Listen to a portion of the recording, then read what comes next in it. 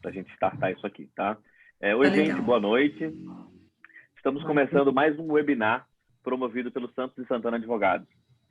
Nessa série iniciada em razão da pandemia, né, que a gente começou aí desde a semana passada, nós começamos a realizar webinars com alguns convidados ilustres, né, eu posso falar, e é um prazer para a gente receber essas pessoas aqui, tá? Obrigado também pela participação de todos. Esse webinar está sendo transmitido simultaneamente no YouTube. Ao final, nós vamos abrir espaço para perguntas aqui no Zoom. Então, quem estiver no YouTube e quiser participar, vai lá no convite e entra no link aqui do Zoom, tá? Hoje nós vamos falar sobre os impactos da pandemia no cumprimento de contratos empresariais e nas recuperações judiciais, um tema muito bom, num timing muito bom para discutir também.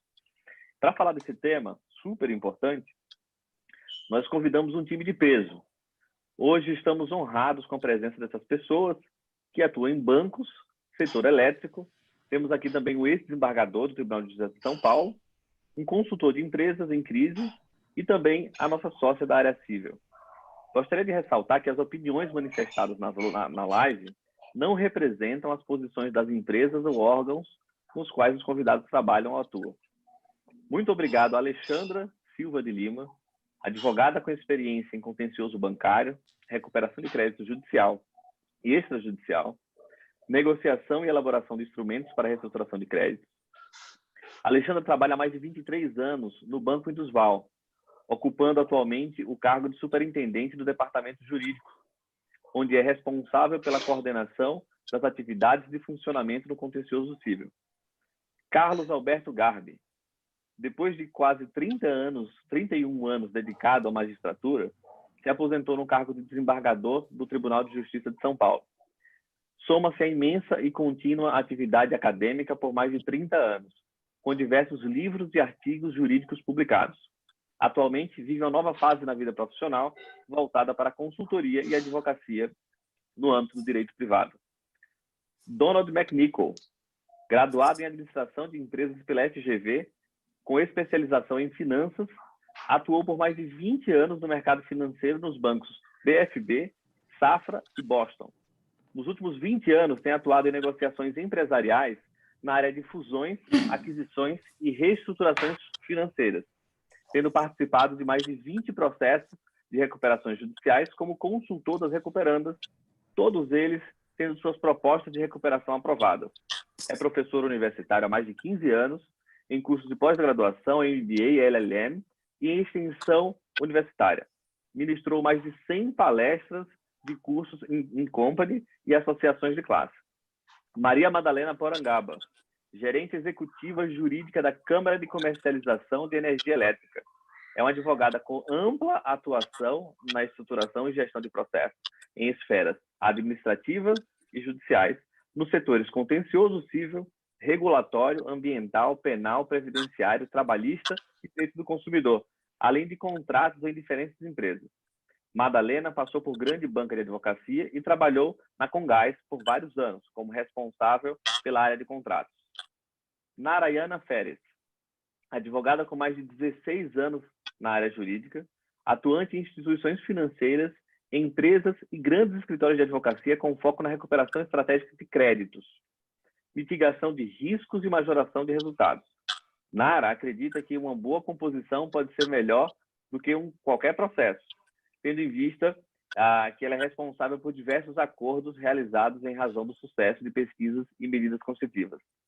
E Sylvie Bechar, advogada sócia do Santos e Santana, que é uma advogada com mais de 24 anos de experiência, atuante em questões empresariais, com destaque no patrocínio, defesa ou negociação extrajudicial estratégica em ações judiciais para recuperação de créditos de altos valores, processos de recuperação judicial, falências e outras demandas cíveis de alta complexidade, além de promover consultoria societária e contratual, somada a ampla experiência em questões de direito imobiliário. Sylvie trabalhou para empresas nacionais e multinacionais nos mais diversos setores: bancário, alimentício, industrial, veículos, logística, imobiliário, energia, eletrônico, etc. Sylvie tem muita experiência em vários ramos de atividade. Sylvie é sócia da área de contencioso civil estratégico do Santos e Santana Advogados. formada pela USP e pós-graduando em Direito Corporativo pelo IBMEC de São Paulo.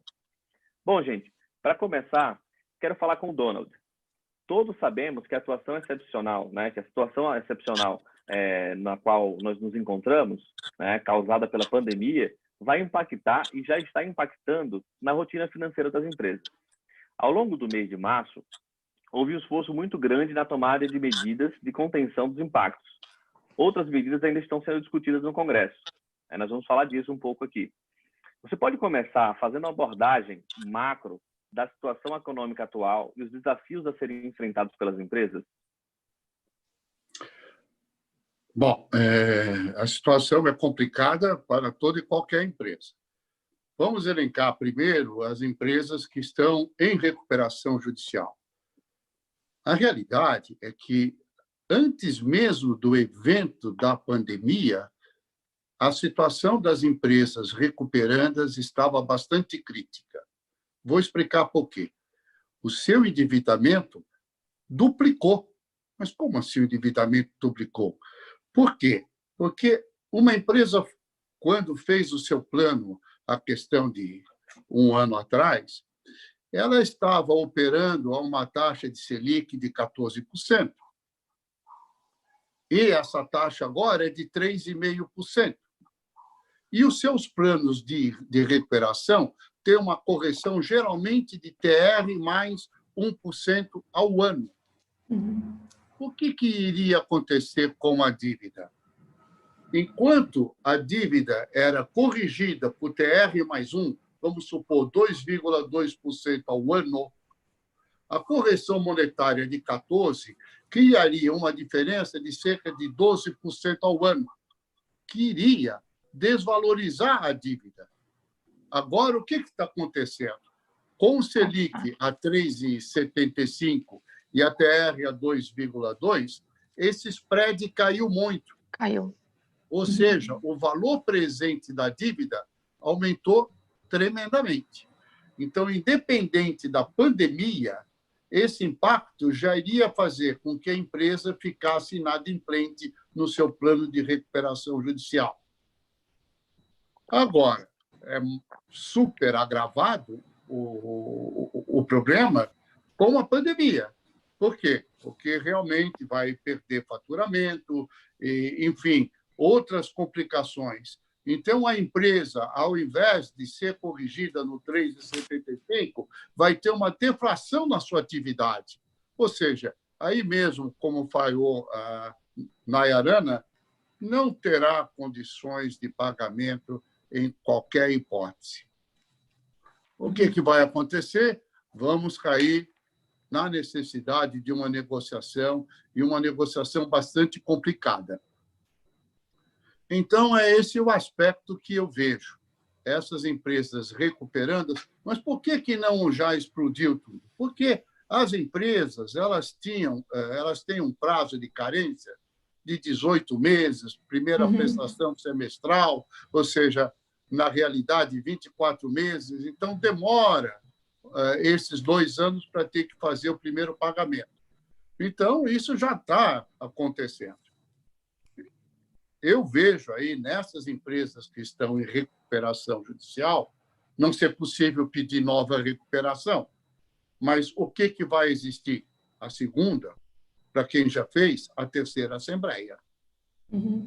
Essa terceira assembleia vai implicar que as empresas tenham novamente um período de carência, uma negociação do valor, e aí esse valor, esse pagamento poderá ser escalonado, enfim, fazer alguma coisa para que torne viável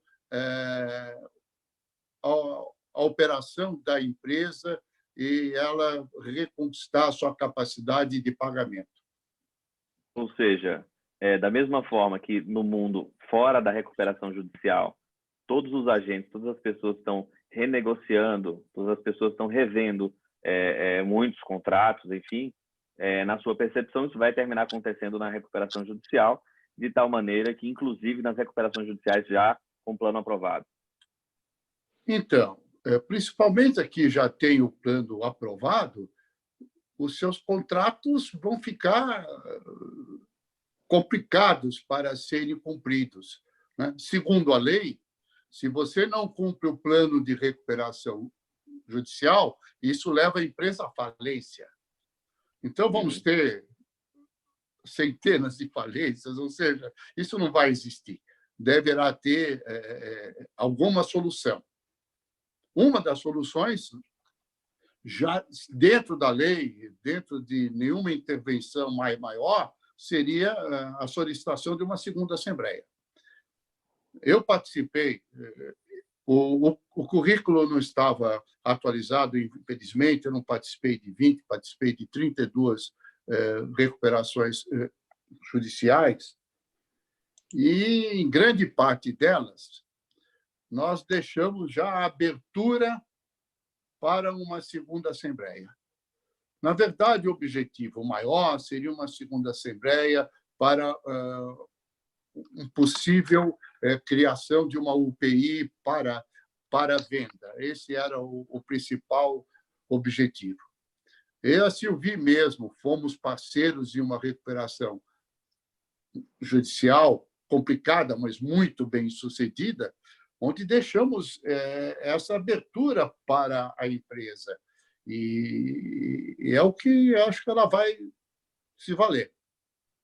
Entendi. Bom, a gente vinha falando um pouco sobre isso, até com a Nara, né? A Nara falou um pouco antes de começarmos sobre essa questão da negociação, né? Você quer falar um pouquinho sobre isso, né?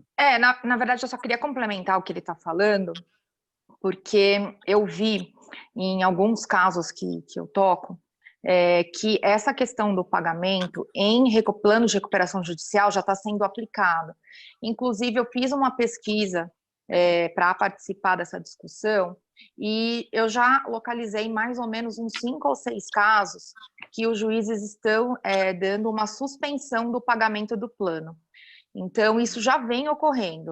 Inclusive, achei uma decisão muito interessante, que foi no Sul, agora eu não me recordo se foi em Santa Catarina, que permitiu, eu achei muito interessante, que o juiz da recuperação judicial, ele permitiu que fosse levantado o dinheiro de um leilão previsto no plano de recuperação para pagamento de empregado. Então, eu acho que essa disposição de ajudar, de fazer com que a empresa continue, ela está tendo.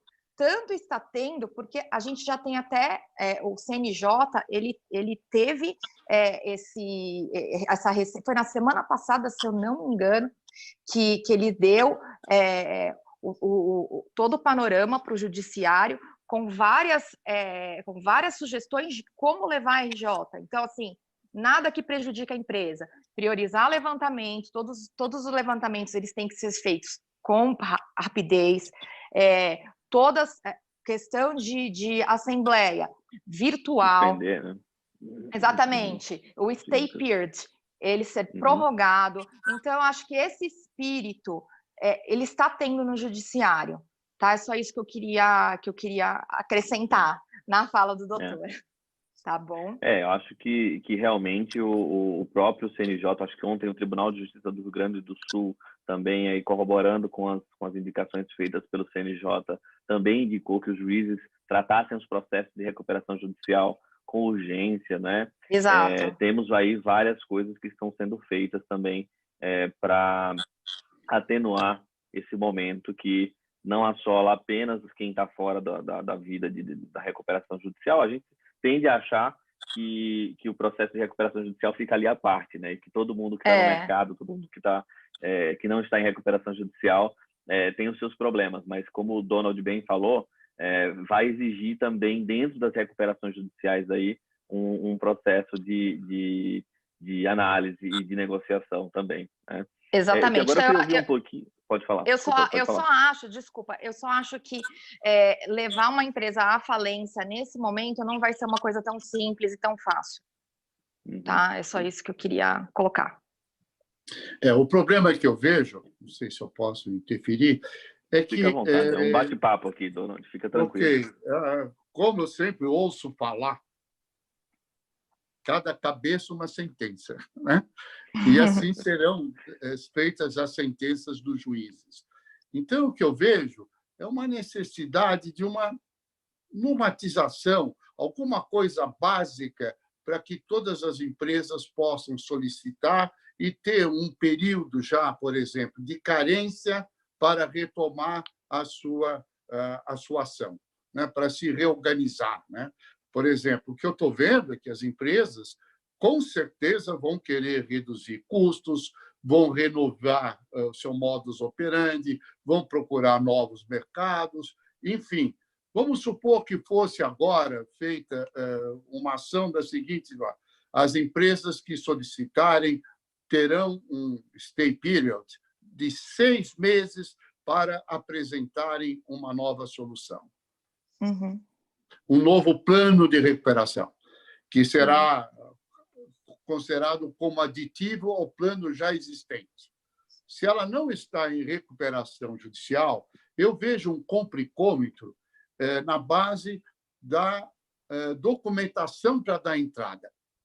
Essa documentação, nossa, é algo que às vezes complica, demora 30, 40 dias, né? Ou seja, ser permitido dar uma entrada e ser deferida a recuperação judicial e com um prazo para que essa documentação possa ser entregue. Alguma documentação ela necessita de órgãos públicos que estão fechados. Quer dizer, é algo incrível. Então, eu vejo o seguinte: se tivesse uma medida, não vai dar tempo de mudar a lei. O fato já está ocorrendo. O inadimplemento é notório, quer dizer, não dá. Então, que seja baixado algo seguinte: vamos dar um prazo de 6 meses para uma reorganização e aí a empresa apresentar os seus planos. Senão vai virar uma bagunça, cada juiz vai decidir de uma forma. Não, esse liberou a garantia, aquele disse que não, que pode ser vendido e o valor, desde que seja para os empregados. Ou seja, vai dar né? E enquanto existem esses 6 meses, nós vamos ter aí, a 936, né? A possibilidade de negociações individuais. Uhum. Sim, eu queria falar um pouquinho também, para a gente, questão de tempo aqui, a gente já está em 20 minutos. O papo é gostoso e a gente quer ficar, mas a gente já está com 20 minutos de live. Eu queria falar um pouquinho sobre o setor elétrico, né? A gente sabe que o setor elétrico, além de importantíssimo na conjuntura econômica do país, termina sendo aí um termômetro da produção, no caso da CCE, Madalena, inclusive produção industrial, né? E a gente sabe que no último dia 6/4, a própria CCE divulgou um estudo feito em conjunto com a empresa de pesquisa energética do Operador Nacional do Sistema Elétrico, que mostra já o impacto do Covid-19 no consumo de energia, né? O que esses índices podem dizer para a gente, em sua opinião, Madalena? Oi, primeiramente, boa noite a todos. Primeiro, parabenizar aqui o Santos e Santana pela iniciativa. Depois, dizer que é uma honra dividir a participação com os meus colegas aqui. Estou ansiosa para ouvi-los e muito mais para aprender do que para falar aqui hoje, certamente. Em relação aos dados aí que a gente já tem levantado, né? Acho que vale chamar, eu tenho aqui alguns anotados porque não dá para decorar, mas a gente tem aqui a redução progressiva do consumo desde a quarentena, né? O que nos parece óbvio agora está medido. E aí um destaque para o setor industrial na área de veículo e têxtil, além dos setores de serviços. O setor de veículo reduziu 39% a carga, ou seja, o consumo, o setor têxtil 32%, o setor de serviço 31%, manufaturado 19%, comércio 10%. Isso entre o dia 18 e o dia 31 de março, né? E aí tem uma projeção de que vai ter uma redução, obviamente, para todas as regiões, mas que o Sudeste, por concentrar aí a maior parte do consumo da carga, tende a ser a região mais afetada, seguido aí pelo Nordeste e pelo Sul. A gente já tem no Sistema Interligado Nacional, aí, né, a medição de todo mundo que está na rede interligada, uma redução de 8% no consumo acumulado, e especialmente entre as 10 e as 17 horas, o que significa claramente uma redução aí na produção, né? E acho que o recado principal desses dados é que tem uma projeção que essa redução de 2020 vai se projetar para o futuro, em termos de impacto. Então, se já se tem uma expectativa que de 2019 a 2024, a expectativa de crescimento já caiu de 3,8 para 2,9. Isso é muito significativo assim, para o país, né, digamos, independente, para todos os setores. E aí, acho que, para devolver a palavra aí para vocês, acho que, inicialmente, eu fico com algumas questões, assim. Como vai ser o judiciário nesse cenário, né? Será que o judiciário já devia estar se preparando aí para essa guerra, tal como está se preparando o setor de saúde? Será que... Eu ouvi uma coisa, achei interessante.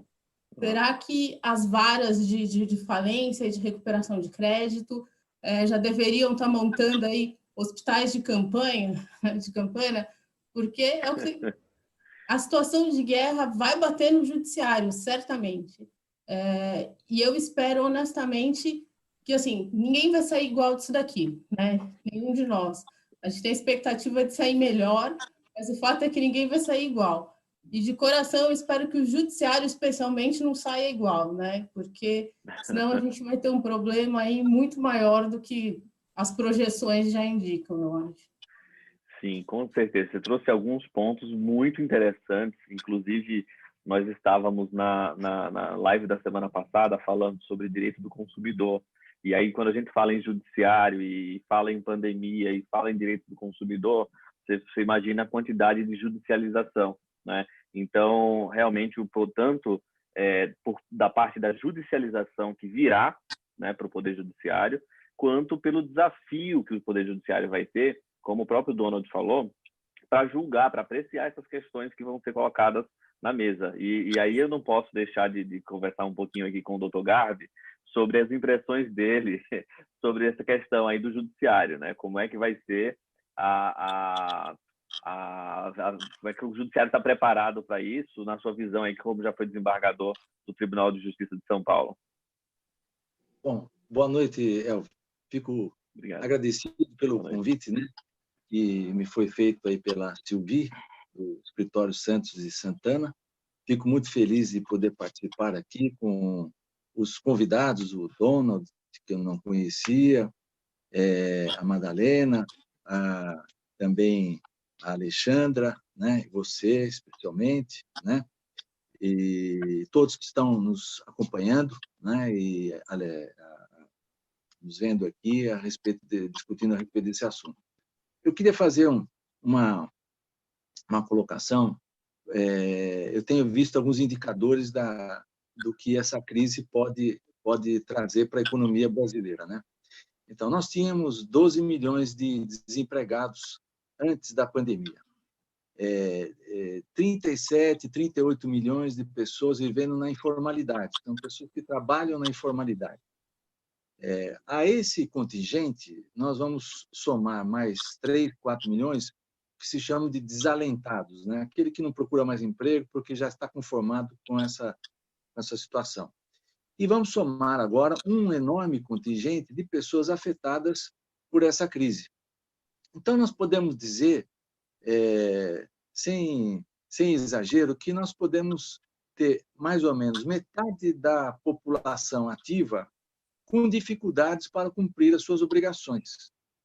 E são obrigações de todas as espécies, toda a natureza. Então, para dificuldade para pagar o aluguel, para pagar o plano de saúde, para pagar a escola dos filhos, dificuldade para comer, para se alimentar, dificuldade, portanto, de toda a ordem.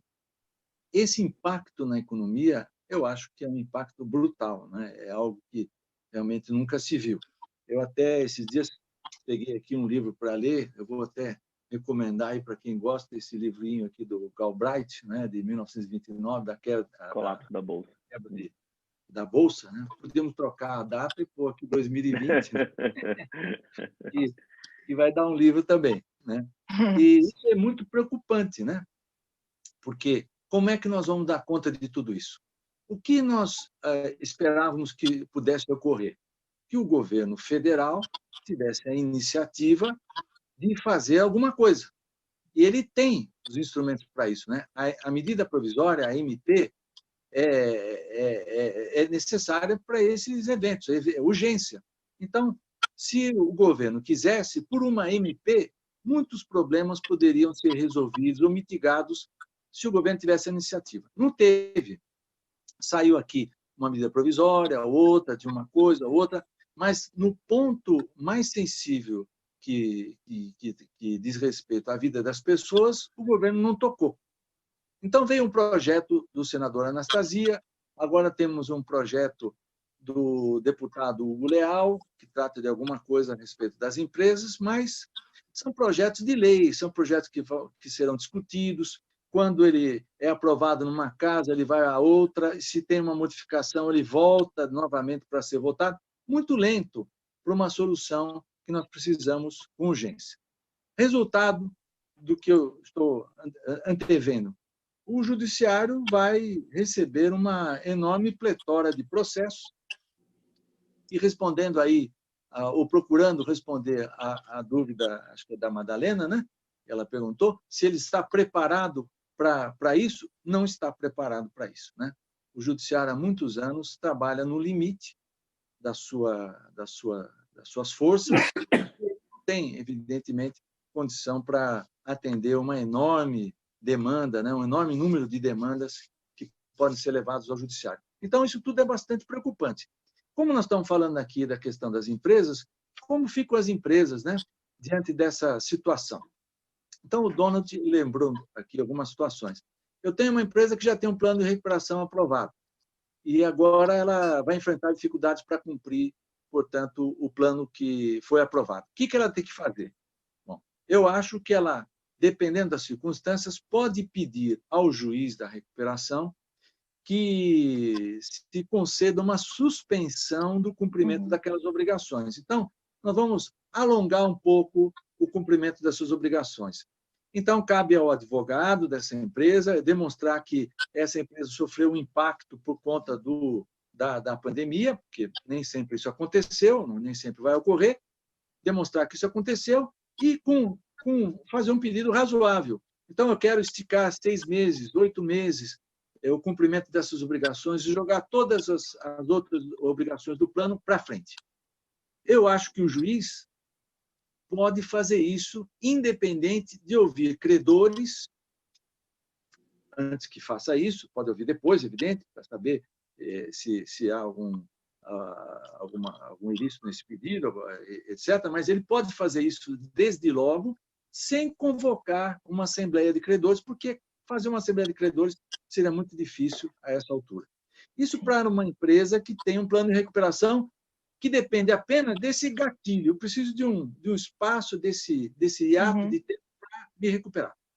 Se há uma empresa, no entanto, que tem o plano, de fato, agora comprometido pelo impacto da pandemia, aí eu acho que não há outra solução a não ser propor ao juiz um novo plano, uma convocação de uma segunda assembleia e levar aos credores um segundo plano. O Donald já antecipou tudo isso com muita experiência que ele tem, né? Então, é isso que nós temos que fazer. Agora, a terceira situação. Eu acho que o juiz não pode negar essa convocação. E o tribunal não pode decretar falência da empresa que foi impactada pela pandemia, antes da realização de uma assembleia e que se possa ouvir os credores sobre isso. Eu acho que essa seria a solução mais correta, porque nós temos que salvar as empresas, né? Nós não podemos deixar que esta crise possa afundar aí com o que está funcionando na nossa economia, né? Bom, a terceira hipótese. Nós temos uma empresa que já está em dificuldade e já pensava em pedir a recuperação, e nós sabemos que a recuperação, o Donald pode falar isso, só vem no último minuto, né? Quando acorda o pescoço, não é verdade? Então, já estava assim. E agora veio a pandemia. Bom, a situação dessa empresa é mais grave. Bom, o que ela vai fazer? Para ela não adianta procurar um credor e pedir um prazo, ela precisa reestruturar as suas obrigações, ela precisa de um plano de recuperação. Mas, nesse momento, como é que ela vai reunir os documentos, fazer tudo isso? Muito difícil, né? Então, o que eu acho? Nesse projeto do deputado Hugo Leal, que é o relator, inclusive, do projeto que modifica a lei de recuperação e falência, se poderia incluir um dispositivo dizendo simplesmente o seguinte: o Donald já identificou isso. Eu gostei demais da proposição dele. Dizendo simplesmente o seguinte, que a empresa pode pedir a recuperação, o juiz, sem os documentos, não precisa, pode pedir.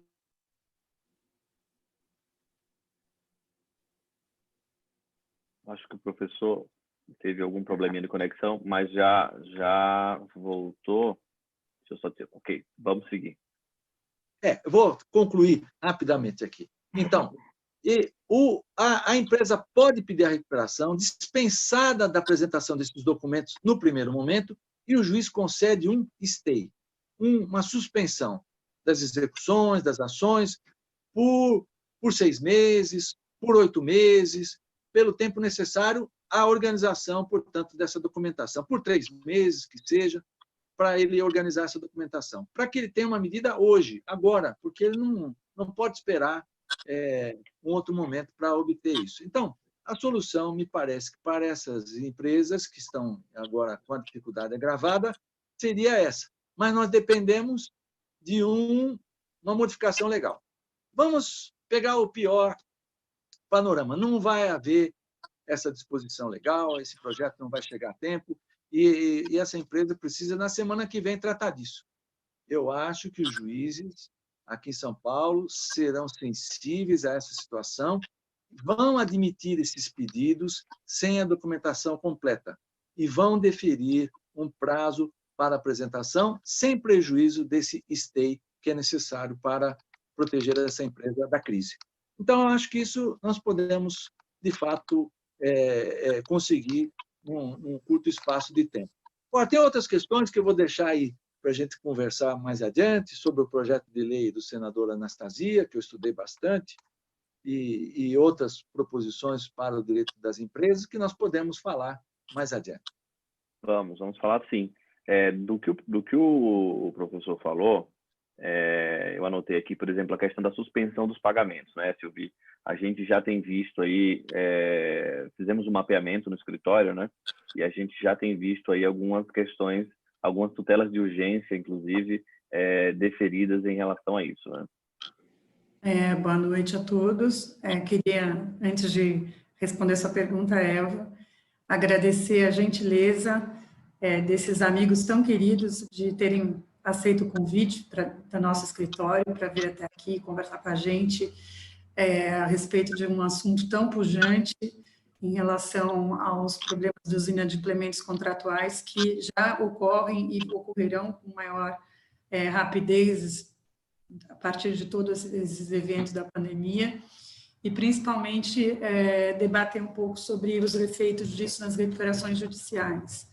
Né? Eu, antes de entrar na sua pergunta, Elva, e falar alguma coisa sobre decisão recente, até o que eu tinha meio que me programado para falar como minhas considerações finais, eu acho que eu vou até antecipar, porque eu sinto que tem um apelo interessante da fala de vocês todos até agora em relação a isso, que tem a ver com o próprio Poder Judiciário estar apto ou não a receber essa situação que está acontecendo agora. Ontem, falando com o Donald a respeito, veio uma frase que é uma frase, eu que sou muito ligada à música, né? Ele falou uma frase que é, na verdade, o nome de uma música muito bonita do Ronaldo Bastos e o Milton Nascimento, que chama Nada Será Como Antes. E a verdade é que nada será como antes. Né? O impacto dessa crise, seja na esfera extrajudicial como na esfera judicial, é uma coisa que a gente não tem precedente na história, nenhuma das gerações aqui pegou alguma coisa parecida com isso. Né? Então, o primeiro ponto que eu queria colocar é essa mudança muito clara de paradigmas que vão ter que acontecer desde a relação ainda na fase extrajudicial entre credor e devedor, como também o próprio Poder Judiciário quando levada a questão para que ele venha resolver.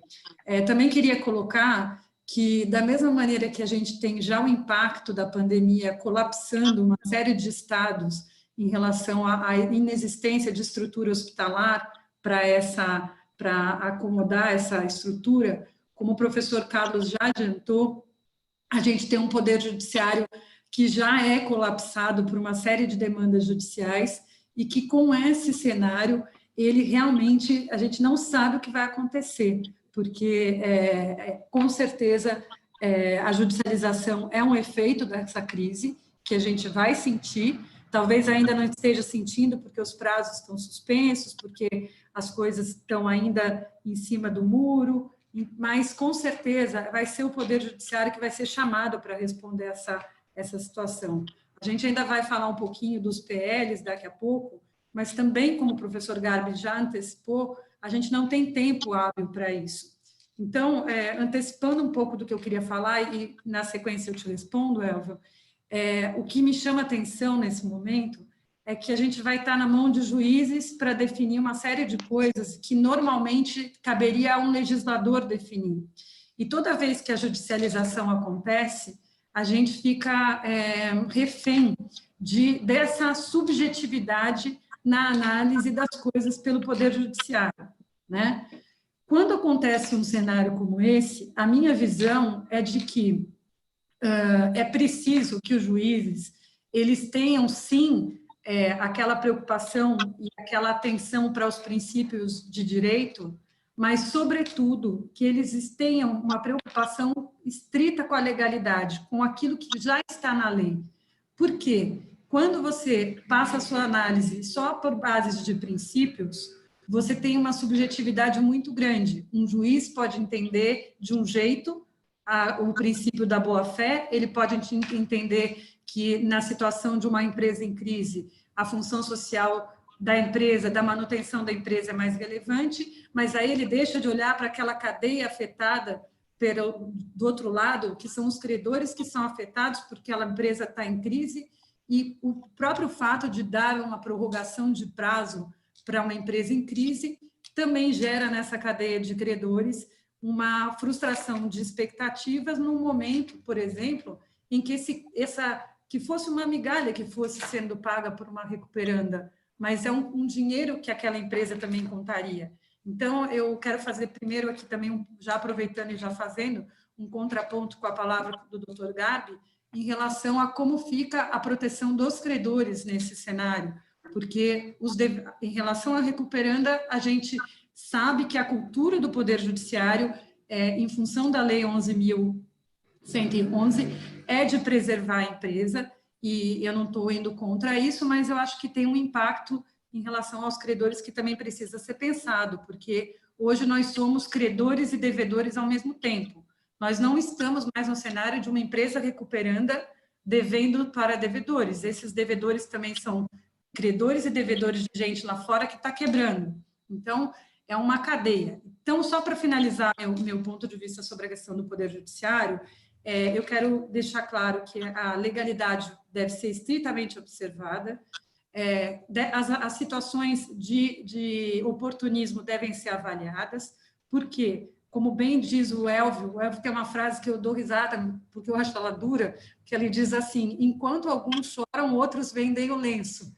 E, assim, com certeza, tem muita gente ganhando com a pandemia, né? Então, se quem ganha com a pandemia não tem nenhuma razão de ter um benefício, seja pelo Poder Judiciário, seja por quem quer que seja, nesse momento. Nessa hora é hora de ajudar as empresas efetivamente prejudicadas pela pandemia. Exatamente. Essas empresas que vêm e falam que estão sendo prejudicadas pela pandemia, elas devem provar que elas estão sendo prejudicadas pela pandemia. Tipo, a alegação mera e simples de caso fortuito, força maior, ela tem que ser corroborada por documento, por balanço, por documentos que realmente possam contabilizar o efetivo prejuízo dessas empresas. Então, eu acho que o judiciário não deve ter uma postura paternalista, ele deve ser muito criterioso também na análise desses pedidos de recuperação judicial e poder dar uma resposta social, já que o legislador talvez não tenha tempo, que seja condizente com isso. E aí, Então, feita essa análise de nexo, né, de causalidade da pandemia com a crise da empresa e a situação no judiciário, respondendo agora a pergunta do Elvio, né?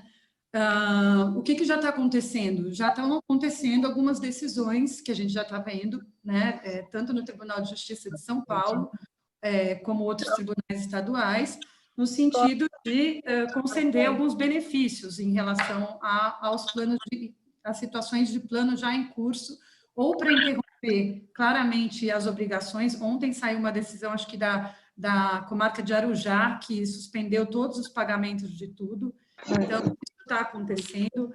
Tem acontecido impedimentos, né, das empresas, aí falando um pouco do mercado de energia da Madalena, empresas de energia não podem fazer o corte, né, de energia dessas empresas que estão impactadas pela pandemia. Então, também é uma coisa importante. E prorrogação de prazos de pagamento, né? Então, só fechando o contexto da minha fala aqui, e voltando também para um ponto inicial do Donald, o momento agora, na minha visão, ele é um momento realmente de negociação e de estressar a autocomposição, ou seja, empresas, credores e devedores devem agora sentar e renegociar os seus contratos para deixar o mínimo possível para que seja respondido pelo Poder Judiciário, porque a gente sabe que vai demorar muito tempo para isso ser resolvido, o Judiciário não está capaz de resolver um volume de demandas que a gente já imagina que vai acontecer, porque ele vem de todos os setores, né? Desde o setor da saúde, das pessoas pedindo liminares para serem tratadas pela questão do corona, isso tudo já tem um impacto de judicialização que é muito oneroso para o próprio Poder Judiciário. Então, terminando aqui, a minha fala vamos sentar e vamos renegociar as nossas dívidas e os nossos compromissos e os nossos contratos ainda, mesmo que ainda estejam sendo adimplidos. É por aí meu comentário. Com certeza, esses acontecimentos extraordinários e imprevisíveis que temos visto aí com o Covid-19 serão muito utilizados aí em caso de não ser superada essa negociação que a Suvi muito bem pondera. Eu acho que o caminho também é esse. O judiciário vai se deparar com essas situações, né? A Alexandra tem aí bastante experiência com recuperação judicial também, e vem de um setor que com certeza está sendo extremamente demandado neste momento já, né, Alexandra, que é o setor bancário, e eu queria ouvir um pouquinho aí, né? A gente já tem 45 minutos de live, isso passa muito rápido, né? A gente muito rápido. Conversando, a gente se empolga com o assunto, mas eu queria ouvir um pouquinho você, Alexandra. Claro. Inicialmente, eu gostaria de agradecer o convite, uma honra, sabe, participar dessa live com pessoas muito queridas, ótimos profissionais, admiráveis, queria agradecer muito. Falando assim um pouco do setor bancário, o que a gente observou logo no início, que começou toda essa pandemia, foi realmente que algumas empresas que já estavam em dificuldade realmente se apressaram e procuraram o banco para tentar uma renegociação. Como a gente estava muito no início, não sabia realmente quanto tempo isso ia durar, como que o judiciário ia se comportar, o legislativo, a gente esperou um pouquinho para tomar alguma atitude com relação a essas empresas. Mas assim que houve algumas decisões, assim que saiu também a regulamentação do CNJ, dando aquelas considerações de como o judiciário deveria se comportar, o banco já começou realmente a sentar com os nossos devedores e a procurar uma solução, porque foi o que todos vocês já ponderaram e que realmente agora o momento é de tentar diminuir as perdas, tanto de um lado dos credores, quanto do lado dos devedores. O que a gente assim percebeu também foi que empresas que estavam adimplentes também procuraram de imediato o banco para tentar uma renegociação. Isso foi um pouco assim, a gente não estava esperando isso, a gente achou que as empresas, mesmo aquelas adimplentes, iam esperar um pouco mais para pedir essa carência, mas não, elas já se posicionaram também pedindo uma carência para o banco, para tentar renegociar. Eu acho que isso foi um modo de se precaver, né, para não esperar essa bola de neve crescer. O que eu estou um pouco preocupada realmente é o que a Silvia acabou de colocar, né, que está todo mundo preocupado com os devedores, mas nós, credores, também somos devedores em outras pontas, né? Temos funcionários para pagar, o banco tem todas as suas despesas. Então, eu fico muito preocupada com essas questões. Como que o judiciário vai tratar de credores também nesse momento? Então, é uma questão hoje bem delicada e que, quando a gente observa essa PL, esses projetos que estão entrando, nos assusta, porque se realmente for aprovado no formato que estão sendo propostos, vai ter um impacto muito grande, principalmente nas instituições financeiras menores. Então, é uma coisa realmente para se ponderar, para olhar com um pouco mais de calma e olhar as duas pontas. Não, eu sei que é muito importante nesse momento olhar as empresas que estão em dificuldades, mas eu acho que também temos que olhar para o setor financeiro, que é o que move toda a economia, para a gente não ter impactos no futuro que vão ser piores do que o que a gente já está vendo nesse momento. Porque a gente sabe que como as coisas funcionam, né? Alguém paga a conta no final. Não tem muita mágica, né?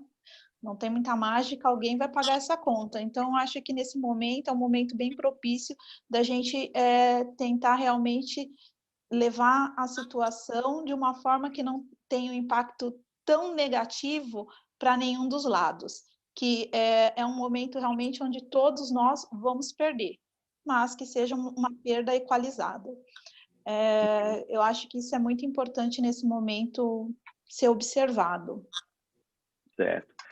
E aí acho que já dá para a gente falar um pouquinho sobre o PL, né? Acho que isso aí tem tudo a ver com um projeto que, inclusive, tem recebido algumas críticas, né, provavelmente de credores, justamente porque o credor também está sofrendo com a pandemia. Então, a pandemia ela não é seletiva. A pandemia, ela, de fato, atinge a todos. E aí, se você erra na dose do remédio, né, você dá muito remédio, você mata o paciente aí pelo excesso do remédio. Então, acho que realmente é um ponto aí que precisa ser visto e muito bem pontuado pelo legislativo nesse momento e pelo judiciário, caso isso seja superado, caso isso siga, porque de fato temos críticas aí relacionadas à falta de travas, né? A falta de critérios para que as empresas possam requerer aí a recuperação judicial ou a negociação prévia, né? Então, eu acho que esse é um ponto que a Silvi pode falar um pouquinho aqui para a gente, né, Sil, sobre essa questão do PL em si, né? Alguns pontos do PL que a gente já tem, e aí eu acho que todo mundo pode falar, acho que eu vou abrir aí para todo mundo para a gente comentar sobre o PL, porque, de fato, é um ponto que precisa, nós, profissionais do direito, precisamos nos posicionar com relação a isso e aí cada um com a sua perspectiva fazer análise crítica disso, né? Uhum.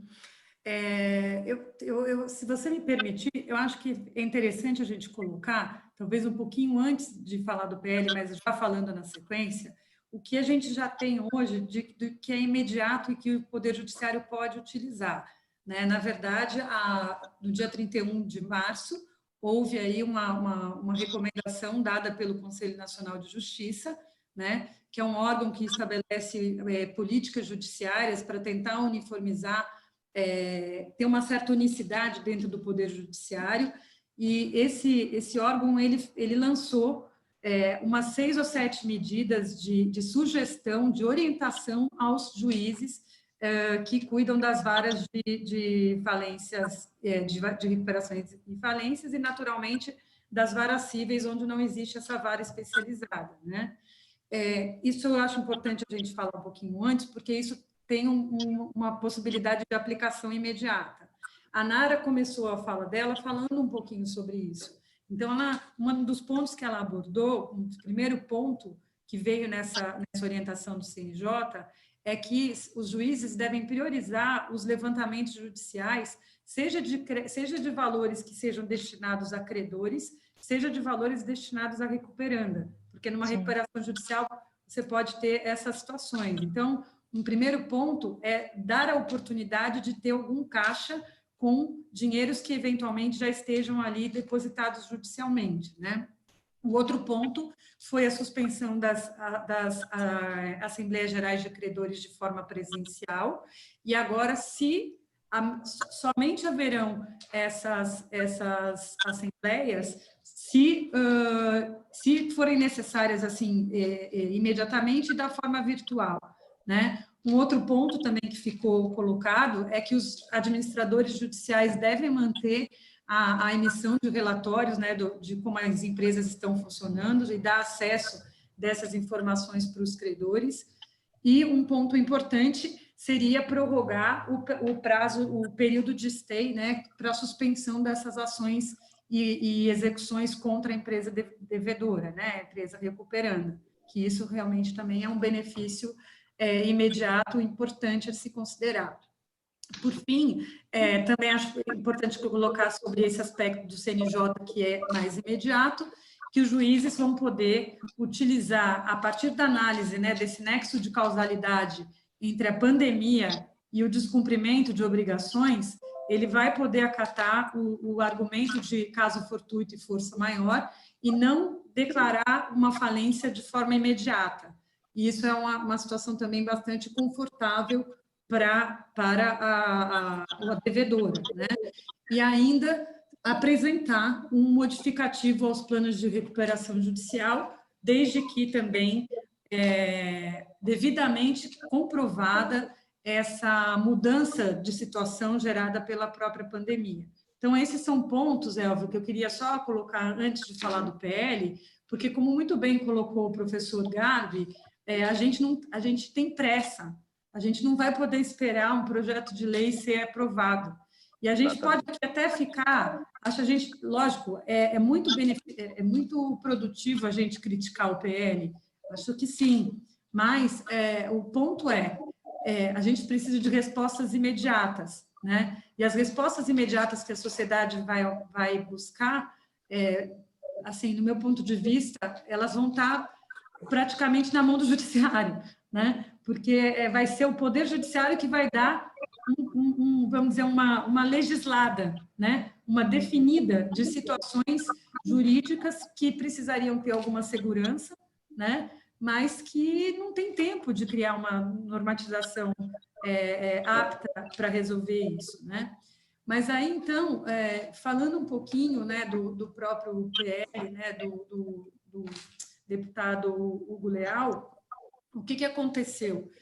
Já havia um projeto de lei de 2005, que foi o ano de promulgação da lei, que visava fazer uma alteração da lei no sentido de incluir os créditos fiscais dentro da própria recuperação judicial.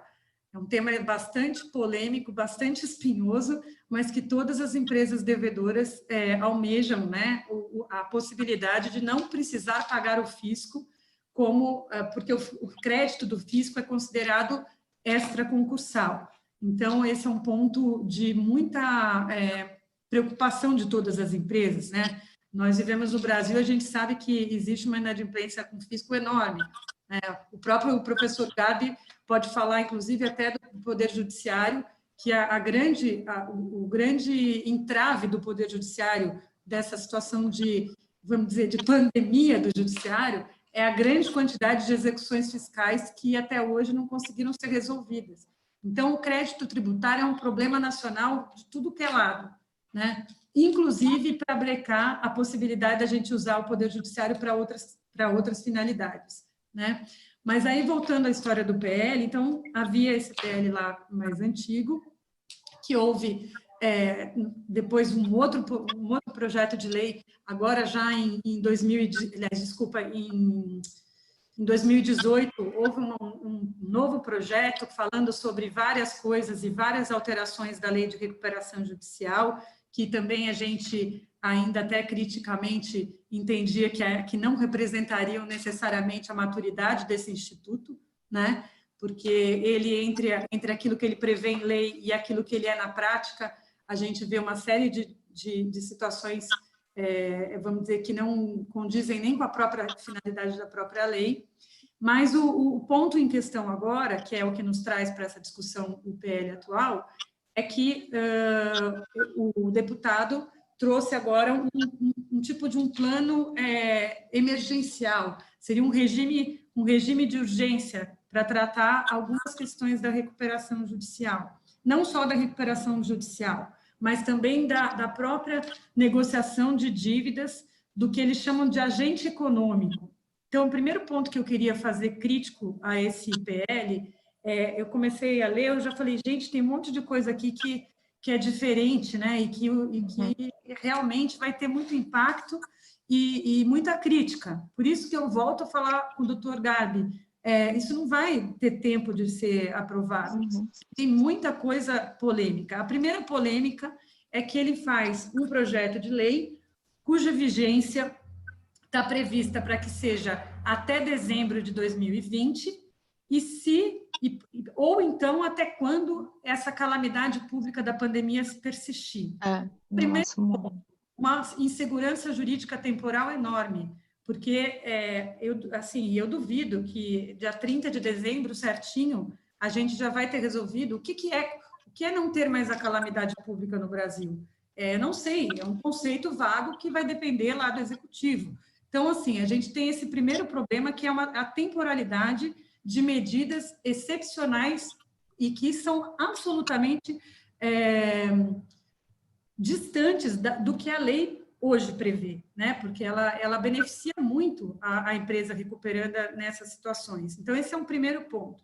O segundo ponto é que ela chama de agente econômico toda pessoa que exercer uma atividade econômica, independentemente da natureza dessa atividade, e sem nenhum critério de inscrição anterior, sem requisitos que, no mundo jurídico, para quem trabalha no mundo jurídico, para que uma empresa seja uma empresa, ela tem que, por força do Código Civil, ter que, vamos dizer, preencher determinados requisitos para ser uma empresa, né? E ela traz também a pessoa física, a pessoa natural, como um agente econômico.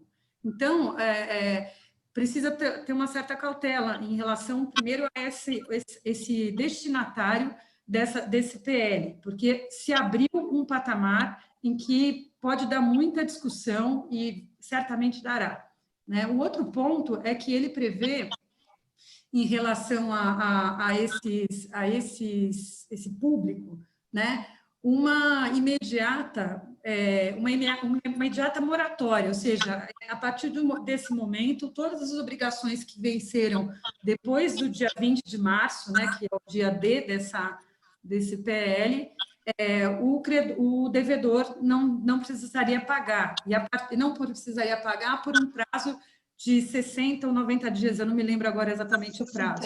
Acho que era 60 dias. 60. E por conta desse termo, você já tem, pensa bem, a partir de 20 de março, o devedor não paga. Só que, quando que vai ser publicada essa lei? Ou seja, ela vai retroagir por um período também, porque o prazo desses 60 dias é contado da vigência da lei. Não é que é o prazo de 60 dias depois do dia 20. Então, também, quando que essa lei vai entrar? A gente não sabe. Ela está na mesa do presidente da Câmara dos Deputados para ser ainda despachada a distribuição, que aconteceu essa semana. Então, é um negócio, assim, complicado. E aí, o que eles dizem que vai acontecer nesse período? Essas pessoas vão poder, nesse período em que há essa moratória de 60 dias, as empresas devem usar, vamos dizer, a renegociação das suas dívidas de forma extrajudicial, né? E elas, uma vez que elas não se componham nessa primeiro momento, elas vão passar para uma segunda fase, que seria uma fase de negociação coletiva. E essa negociação coletiva vai se dar no âmbito do judiciário. Então, pensa bem, doutor Gabi, como é que a gente vai estruturar o Poder Judiciário, ainda que seja para uma atividade de jurisdição voluntária, né? Ou seja, uma atividade que não é de litígio, mas como que a gente vai preparar esse poder judiciário para receber esse grande contingente de pessoas, porque a gente não está mais falando só de empresa pelos requisitos da lei, a gente está falando da pessoa física, da pessoa natural, que tem um negocinho na esquina. E aí, assim, eu não sei como é que vai ser na prática uma coisa dessa, né? Ainda que seja uma medida de mediação, etc., eu até gostaria depois de ouvir o professor. Não sei se tem estrutura para isso também, porque você, para ser negociador, olha o nosso amigo Donald, ele é uma pessoa tarimbada de quantos anos de experiência, né? A Nara é uma negociadora, é muito difícil, né?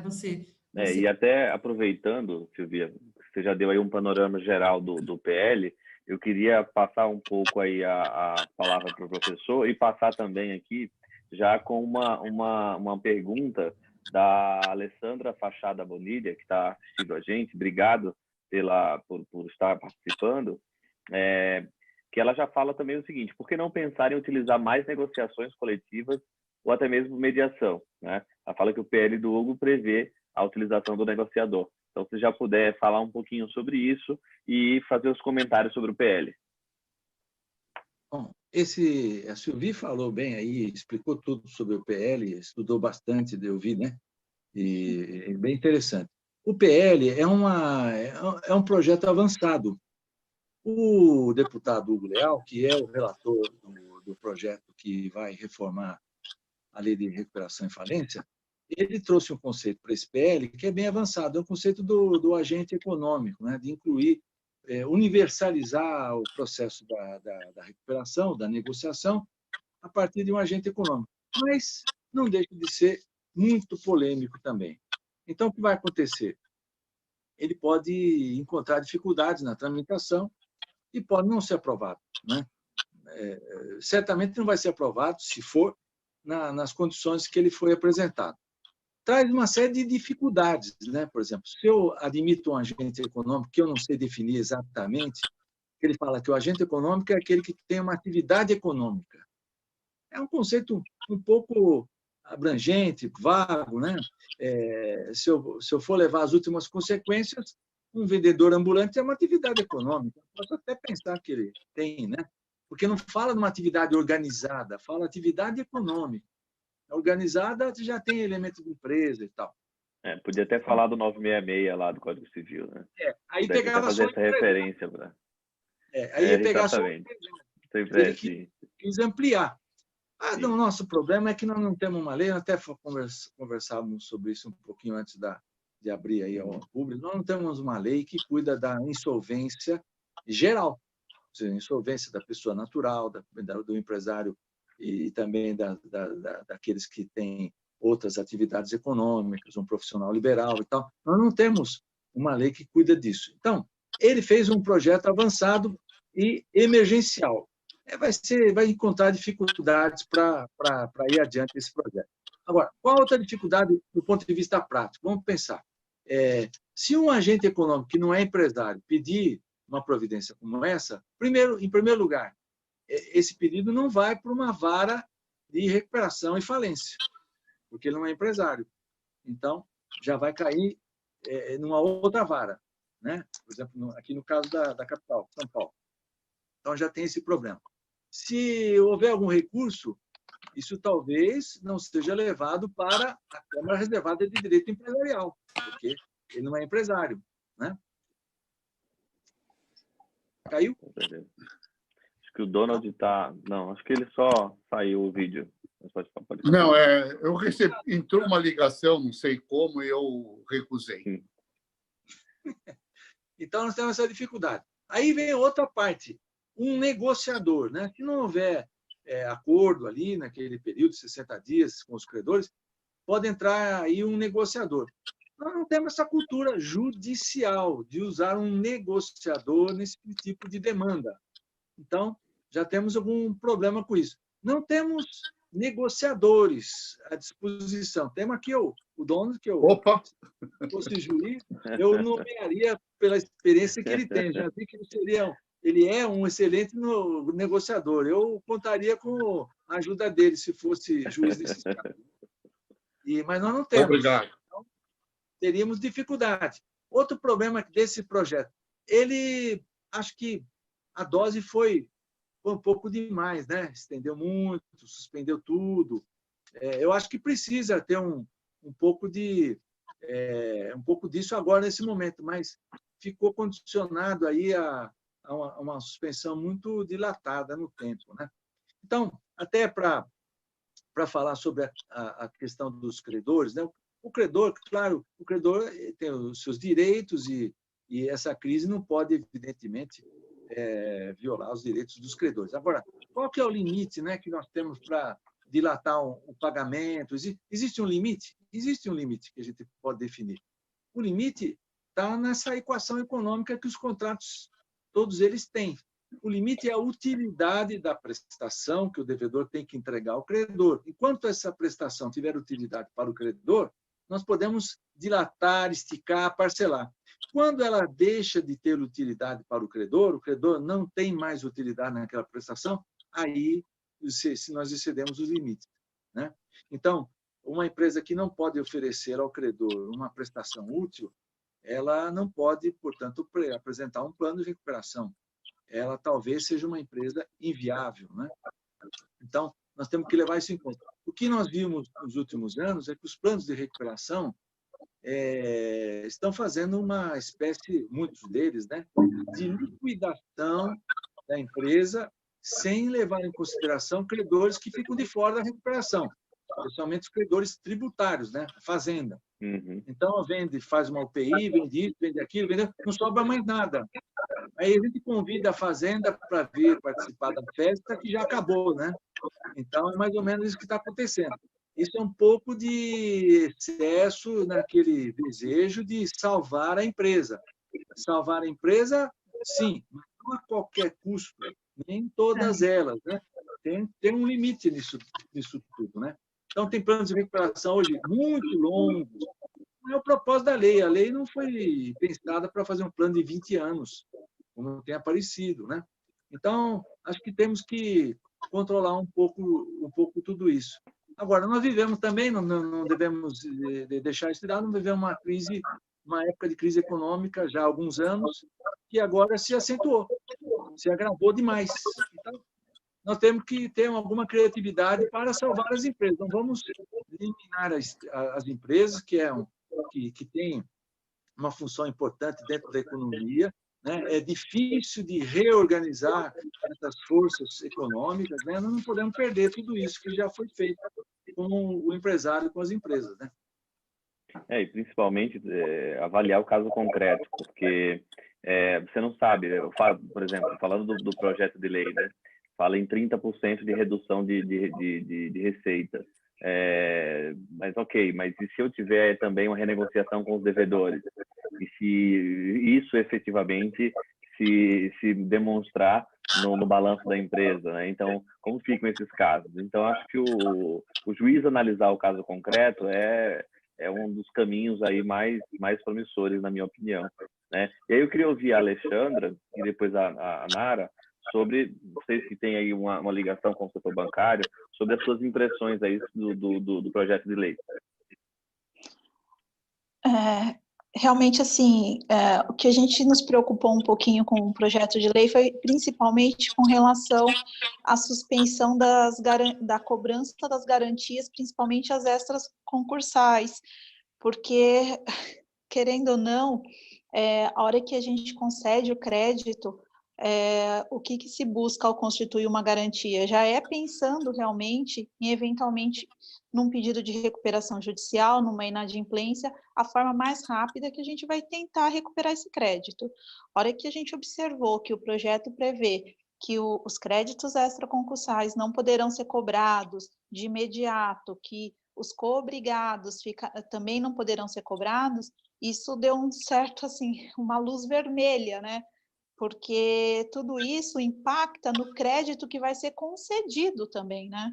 A gente tem que pensar nisso daqui para frente, porque eu tenho uma preocupação com algumas coisas que acontecem no Brasil, que vem uma decisão em decorrência de um momento e depois essa decisão ela começa a ser aplicada mesmo depois que aquele momento já passou.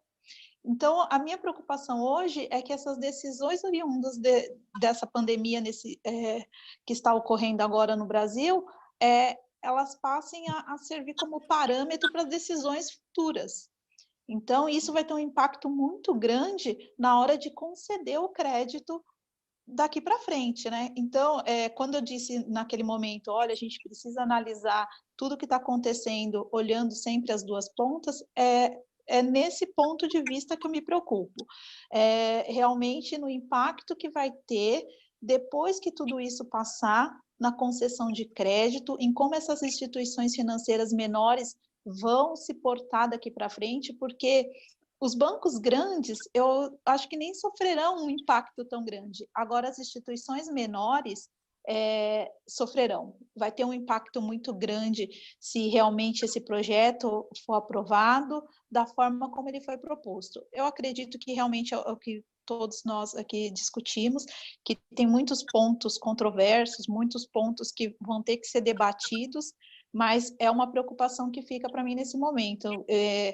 Eu acho que eu gostaria até de ouvir a Nara, né, que tem que trabalha em instituição financeira também e que pode também dar um pouco da opinião dela nesse momento que a gente está vivendo, de renegociações. O que a gente tem buscado no banco realmente é renegociar, é apoiar as empresas nesse momento, que eu acho que é um momento de parceria, mas a gente tem essa preocupação de como as coisas ficarão no futuro. Tá bom, bom gente. Aí complementar. Bom, agora agradecendo a todos pelo convite. Eu estou extremamente honrada de estar com pessoas tão capacitadas e estar nessa mesa de discussão com tantos detalhes, com tantas pessoas gabaritadas. Alexandra, tudo que você falou é exatamente o problema que a gente está enfrentando hoje.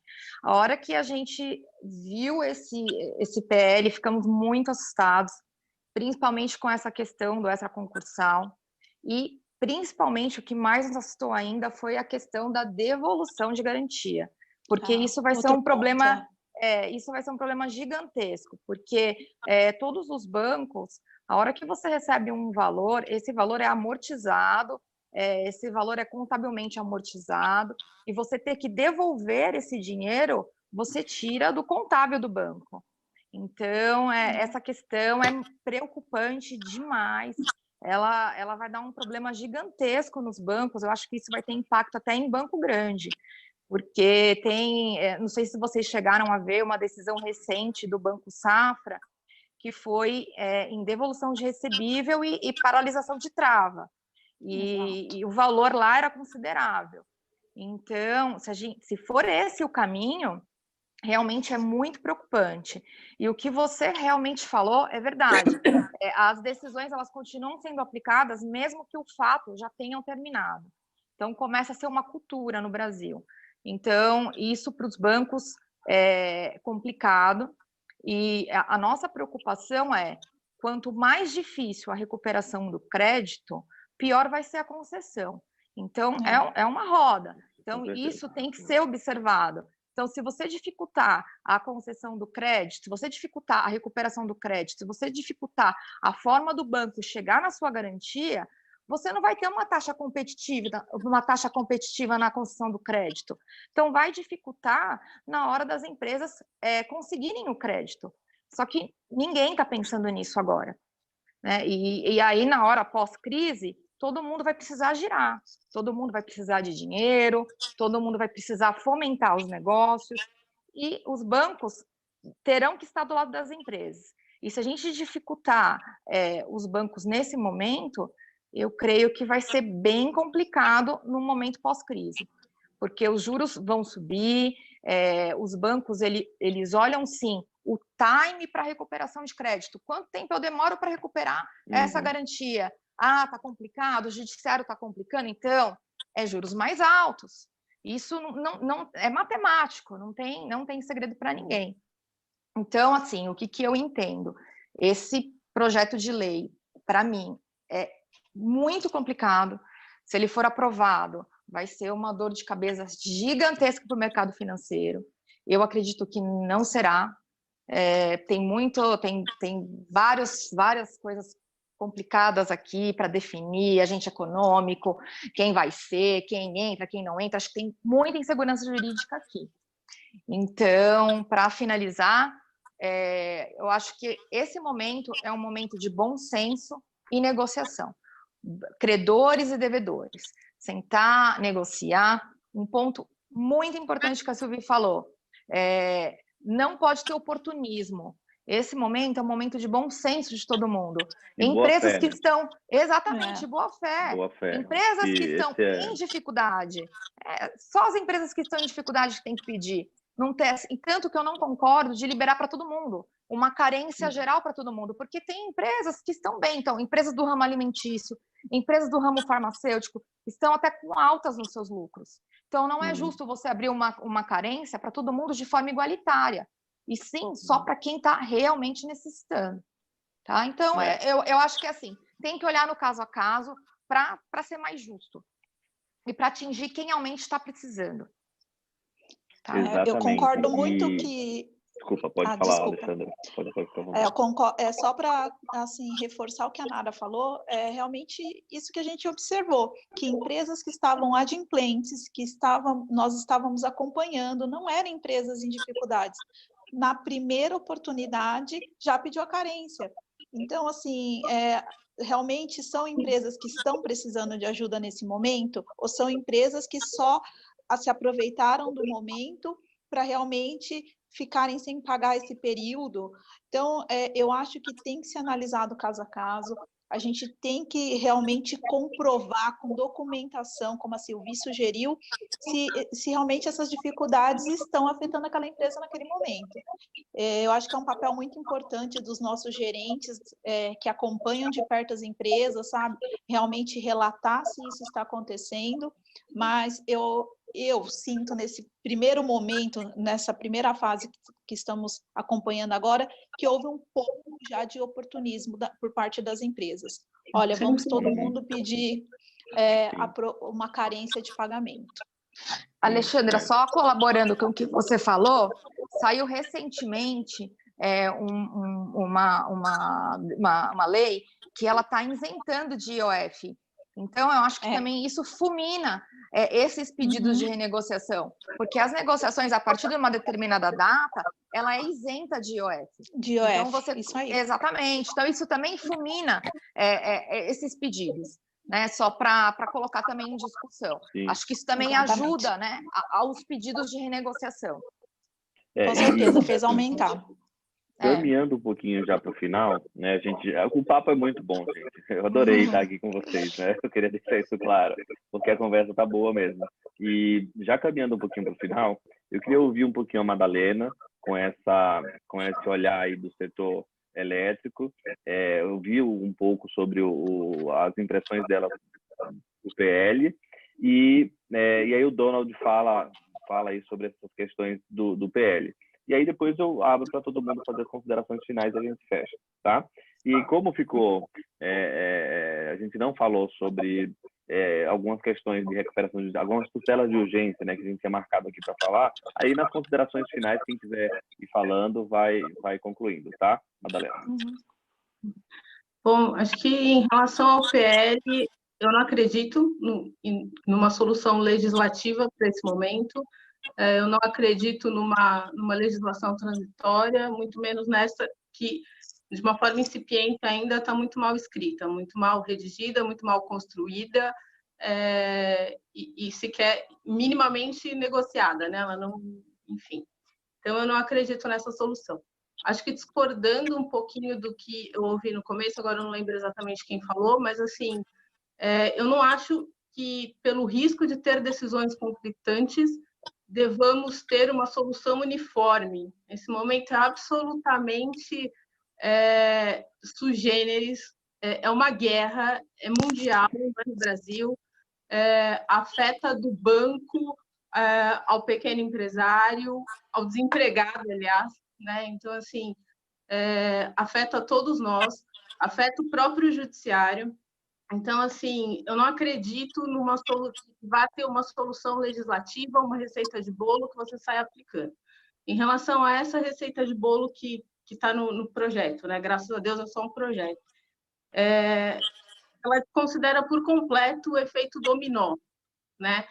Porque se a gente está falando, por exemplo, em postergar por um prazo determinado o stay period, ou a gente está falando em deixar, quando a gente fala em deixar suspensa as ações judiciais contra aquela empresa, você tem que considerar que muitas dessas ações têm liminares vigentes que oneram absurdamente o fornecedor daquela empresa.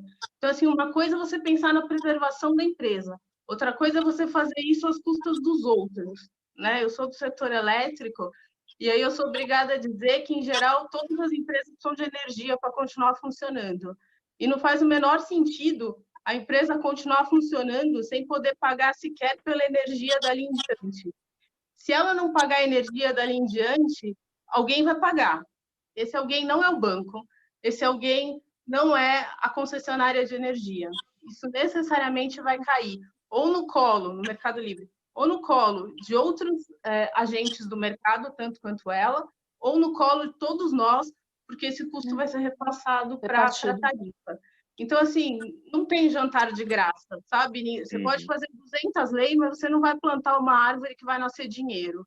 Então, assim, você tem que pensar num cenário e ter muito receio do efeito dominó que qualquer decisão coletiva pode causar, né? Se a gente precisa de injeção de dinheiro no mercado, se a gente precisa de financiamento do governo, isso tem que ser pensado coletivamente. Não dá para você querer criar um efeito dominó e, entre aspas, me obrigar a pagar uma tarifa mais cara porque uma empresa não tem condição de pagar a energia dela e está lá com a ação judicial dela suspensa, todo mundo falando um discurso lindo de fica aí 6 meses negociando com o seu credor. Não é assim, né? Tipo, a realidade ela é um pouco mais complicada do que essa teoria toda. E acho que, já caminhando também um pouco para as minhas considerações finais, eu acho que a gente tem que ter, como advogado aí especificamente, muito forte o nosso código de ética. Porque, assim como existe o advogado porta de cadeia, eu adorei ouvir esses dias que a gente não pode plantar o porta de Covid, né? Então, assim, não dá para a gente sair falando, você pode se beneficiar aqui, você pode ser malandro ali, você pode ser esperto ali, porque isso pode ter um efeito em cadeia muito negativo. O judiciário não tem a menor dúvida, o judiciário não tem preparo hoje, não tinha preparo para antes da Covid. As varas especializadas, infelizmente, são uma falácia quando você quer explicar peculiaridades do negócio, né? Sim. Então, assim, o judiciário já não tinha estrutura. Então, agora, ele vai ter muito menos. Então, acho que a gente tem que ter aí uma consciência coletiva, acho que essa é a palavra. Negociação, em alguns casos, acho que ela é necessária, ela é possível, mas a gente também tem que ter frieza para entender que a gente não pode beneficiar em detrimento de uma cadeia. Acho que isso é muito importante, porque quem paga na cadeia não é o banco, não é a concessionária, somos nós. Acho que obrigado, Madalena. Donald, se você puder falar aí um pouquinho sobre a sua visão do PL e já partir aí também para considerações finais. Bom, eu não gostaria de falar sobre o PL. Eu acho que é algo que vai delongar algum tempo, que nós não temos, né? Sou muito pragmático, gostaria mesmo de ter uma consideração final da celeridade que nós precisamos das nossas ações. É a negociação. Respondendo à pergunta da doutora Alessandra Bonilha, também a mediação. O que aconteceu? O que eu vi? Nós temos conflitos que temos que resolver. Esse conflito pode ser resolvido pela negociação e pela mediação. A arbitragem eu deixei um pouco de lado, porque é só para volumes muito grandes, um preço incrível e está demorando 1 ano e meio também. Falo mediação daquelas que se resolve em 1 semana. E eu fui me especializar nisso. Eu fui para os Estados Unidos, peguei o professor PhD Daniel Dana, peguei o método dele, me certifiquei com esse processo, até abrir uma empresa para fazer essa mediação. Então, isso responde à professora a doutora Alessandra Bonilha. Eu acho que nós temos que partir para a ação. Eu acho que tem que ter a ética, não pode ser abusiva e tem que ter uma ação imediata. As grandes empresas já estão fazendo. Ontem mesmo, a Magazine Luiza, ela tomou um empréstimo de 800 milhões, embora esteja encaixada, reduziu o salário do presidente em 80%, dos diretores em 50%, ou seja, já está tendo um movimento. E precisa ter o movimento em todas as empresas, as pequenas. Não tem essa que não vou pagar durante 6 meses e pronto. Não, tem alguns que você tem que pagar, senão você mata a cadeia. Se você não paga um determinado fornecedor seu, ele pode não te fornecer ou não ter condições de te fornecer. Então, tudo tem que ir numa negociação, mas uma negociação muito levada à mediação, onde você veja realmente múltiplos ganhos e que torne a operação viável. É isso que eu vejo. E o judiciário ele é muito importante, mas eu nunca trabalho isolado. Eu sempre falo um pouquinho. Para ele dar as considerações finais, e aí termino com a Alexandra, a Narayana e a Silvi. Bom, vamos ser muito breves também, porque o tempo já se esgotou.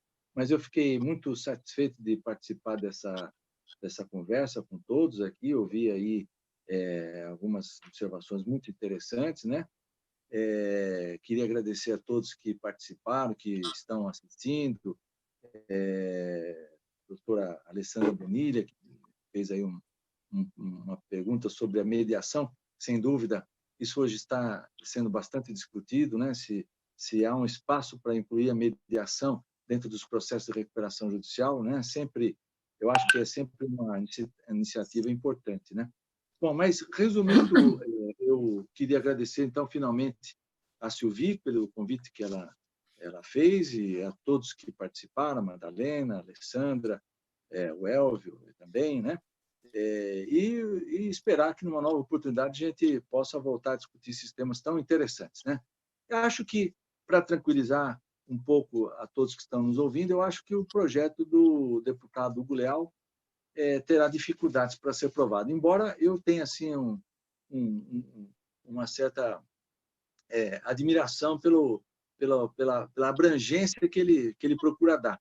Eu acho que o momento é que não foi adequado, né? Ou não será adequado para levar adiante essa discussão. Quem sabe, como ele é o relator do projeto da Lei de Recuperação e Falência, ele possa incluir lá no seu projeto alguma coisa parecida com essa que ele fez agora, né? Eu achei que tem algumas ideias interessantes que dá para a gente pensar bastante sobre isso. Então, fica aqui o meu agradecimento a todos e o desejo de voltar a uma outra oportunidade a falar desse assunto. Obrigado, professor. Alexandre. A gente gostaria de agradecer, foi muito produtiva a nossa conversa, e como consideração final, eu acho que realmente o momento é de negociação, uma negociação com ponderação, com boa fé, ética, bom senso, e realmente, assim, tentando equalizar as perdas. Eu acho que isso é o mais importante, e que nesse momento é o que vai fazer a diferença para a gente seguir em frente com o menor impacto possível. Muito obrigado pelo convite, Silvi, agradeço muito e agradeço o compartilhamento das ideias com todos vocês. Obrigado. Nara?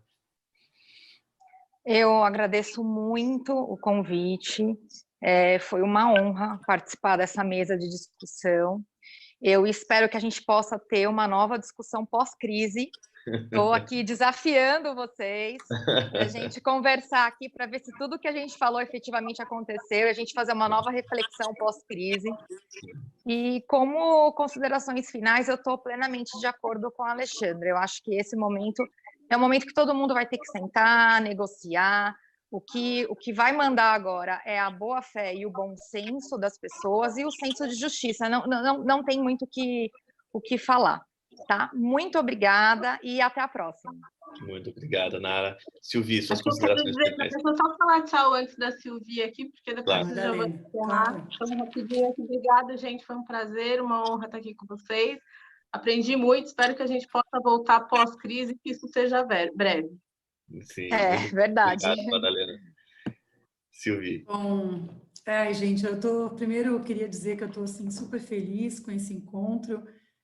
Foi uma honra para mim a aceitação de todos vocês a esse convite. Para a gente é muito importante esse debate.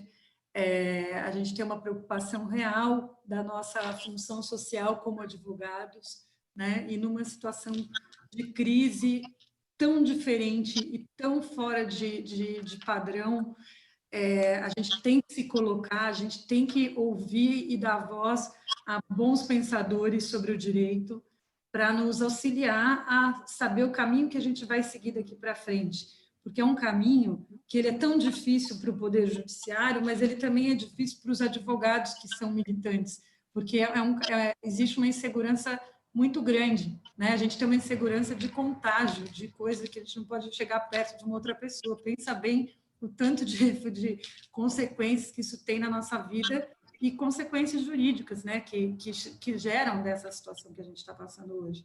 Então, o debate ele é muito necessário nessa fase, necessariamente não para a gente fechar posições sobre todos os assuntos, e nesse ponto a Madalena ponderou bem, foi sobre uma colocação minha, inclusive, sobre a questão de você ter vários olhares, né? Não dá para fazer um juízo único de valor, porque a gente parece que está sentado em cima de uma gelatina, ninguém tem segurança muito jurídica, e nem só jurídica, econômica, de tudo que vai acontecer. Então, ressalto novamente o que eu falei, que eu falaria em considerações finais, mas que é, de fato, a necessidade da autocomposição, né? A gente falou muitas vezes sobre essa palavra aqui, sobre negociação, e ela é realmente o caminho que a gente precisa seguir, e é um caminho que precisa ser olhado de uma forma diferente, porque a vida da gente vai ter que ser diferente. O olhar hoje de um credor, ele vai ter que ser um olhar também empático, né? A empatia é uma palavra que ela está muito em voga na nossa vida e ela é absolutamente necessária em todas as nossas relações, né? Desde as relações afetivas quanto as relações profissionais. E em relação ao credor e devedor, vai precisar haver também muita empatia, lembrando que o credor também é devedor de outra ponta. Então, a empatia não é só de credor e devedor, é de devedor, credor, devedor, credor. Então, o equilíbrio é a palavra da chave que eu queria terminar em relação às minhas